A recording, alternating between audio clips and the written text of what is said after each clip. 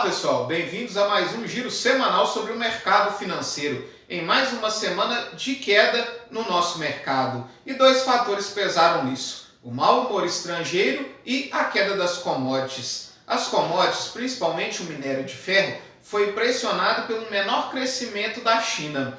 Se esperava um PIB no primeiro trimestre de 5,2%, com crescimento de 5,2%, mas ele cresceu apenas 4,8%.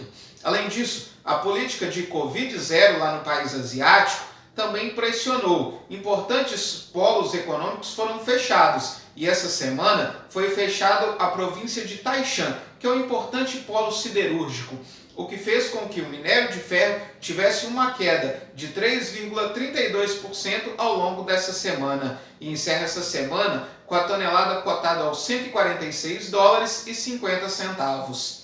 Além disso, o petróleo também teve uma importante queda ao longo dessa semana. O barril Brent, que é referência para a Petrobras, ele teve uma queda de 4,91% e encerra essa semana cotado aos $106,12. Além do menor crescimento da China, pesou também para a queda do barril de petróleo a expectativa do FMI de que o PIB global deve crescer menos esse ano. Antes a expectativa era de 4,1% e agora ele diminuiu essa expectativa para 3,2%. E falando do FMI, que teve uma importante reunião ao longo dessa semana, aquilo que foi falado pelos presidentes dos bancos centrais lá pesou muito no mau humor do mercado ao longo dessa semana. Durante a semana foi especulado nos Estados Unidos de que o Fed, o Banco Central norte-americano, poderia apertar ainda mais o ciclo monetário.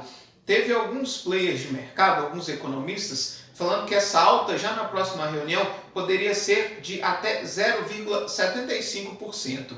A fala de Jerome Powell na quinta-feira, na reunião do FMI, corroborou a ideia de que já na próxima reunião o Fed deva fazer uma alta de 0,5 ponto percentual na taxa básica de juros por lá. Além disso, ele reforçou de que o Fed deve atuar firme contra a inflação, que está disseminada em âmbito global, e que essas altas de 0,5% devem persistir ao longo das próximas reuniões, levando a taxa básica de juros dos Estados Unidos ao patamar de 3,75% ainda esse ano, o que é o dobro do que era esperado inicialmente. Além disso, a inflação global, que está disseminada, vem pesando muito na decisão sobre taxa de juros dos bancos centrais. Lembrando que a inflação nos Estados Unidos está na casa de 8,5%, a maior inflação dos últimos 40 anos. A Europa está com uma inflação de 7,5%.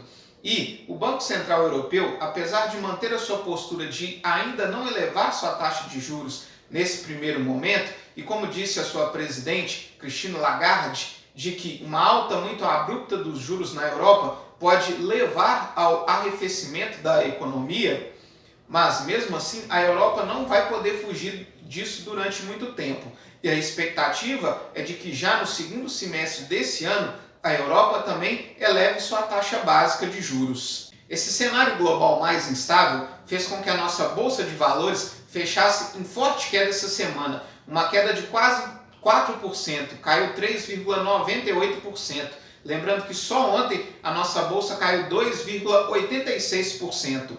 Além disso, o dólar teve uma forte alta de 2,11%. E vinha em queda até na quarta-feira, mas ontem subiu bastante, teve bastante pressionado e só caiu um pouquinho no final do pregão, porque o Banco Central fez uma intervenção, vendeu 571 milhões de dólares à vista e fez com que o dólar encerrasse essa semana cotado aos R$ 4,80. Falando um pouco mais do Brasil, nós tivemos essa semana a ANEEL, que é a Agência Nacional de Energia Elétrica, autorizando aumentos de algumas companhias regionais de energia elétrica, principalmente no Nordeste, o que deve atenuar um pouco o efeito da queda do fim da bandeira de escassez hídrica e que deve pressionar um pouquinho a inflação. Além disso, nós tivemos no TCU o adiamento da votação que autoriza a capitalização da Eletrobras, que na prática seria a sua privatização. O ministro Vital do Rego, ele chegou a solicitar um pedido de vistas de 60 dias, mas depois de um acordo entre os ministros do tribunal, esse prazo foi diminuído para 20 dias, o que praticamente deve aí dificultar a intenção do governo federal, que era de fazer essa capitalização ainda no primeiro semestre desse ano. Outro ponto importante foi a suspensão da greve dos servidores do Banco Central. Isso vinha adiando, vinha atrasando a divulgação de vários indicadores econômicos, inclusive o Boletim Focus, que deve voltar a ser divulgado na próxima terça-feira e já deve trazer uma expectativa de aumento na projeção de inflação por parte do mercado, que deve projetar um IPCA de 7,2%. Além disso, esse retorno ao trabalho dos funcionários do Banco Central deve permitir a divulgação dos índices de inflação, que estão agendados para serem divulgados na semana que vem. A perspectiva de uma subida mais abrupta da taxa de juros nos Estados Unidos fez com que as bolsas por lá caíssem forte. O S&P 500 caiu 2,6%. A Nasdaq, que é a bolsa da tecnologia, caiu 3,47%. Isso também influenciado pelo resultado da Netflix, que anunciou que perdeu 200 mil assinantes, o que acabou contaminando um pouco as demais empresas de tecnologia. E o Dow Jones caiu 2%. A Europa sofreu menos, caiu 0,95% no Stoxx 600.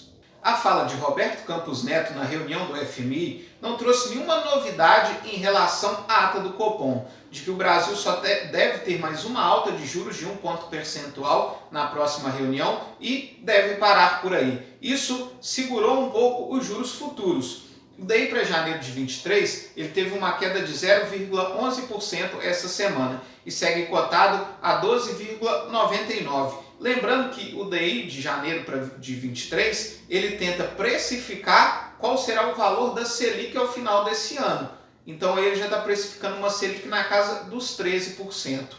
Além disso, a renda fixa se beneficiou por causa dessa expectativa de uma menor subida da taxa de juros aqui no Brasil, principalmente na sua ponta mais curta.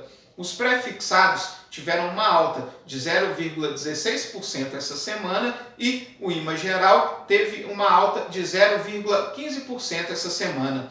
Lembrando que os títulos públicos atrelados à inflação de curto prazo, ou seja, o IMA B5, ele vem subindo acima do DI e esse mês ele já acumula aí uma alta de 1,1%. Para a semana que vem, além da expectativa pela volta da divulgação dos indicadores econômicos aqui do Brasil, com o fim da greve dos servidores do Banco Central, lembrando que é só uma suspensão até o dia 2 de maio, nós vamos ter também a divulgação da inflação nos Estados Unidos. Além disso, nós temos os PMIs dos Estados Unidos e da China, a divulgação da taxa de desemprego lá na Europa e decisão de taxa de juros no Japão e na Austrália. E segue também no radar a questão da guerra entre Ucrânia e Rússia, que entrou em uma nova fase, um novo patamar. Agora parece ficar claro que a intenção da Rússia é abrir um corredor entre a região de Donbas, que é a região do leste da Ucrânia, que é governada por separatistas pró-Rússia, com a província da Crimeia, que foi anexada pela Rússia em 2014, o que tem intensificado os confrontos nessa região. E também pela relação entre o Poder Executivo e o Poder Judiciário. Essa semana nós tivemos a condenação pelo STF do deputado Daniel Silveira, aliado do presidente Jair Bolsonaro, que, aliás, logo após a condenação, concedeu a ele o indulto presidencial, ou seja, o perdão da sua pena. E a gente sabe que no ano passado, as constantes tensões entre o STF e o presidente Bolsonaro trouxeram grande instabilidade para o mercado financeiro. Como essa decisão aconteceu próximo ao feriado, fica para essa próxima semana como que vai ficar essa relação e como isso vai afetar a nossa economia. Muito obrigado e até a próxima semana.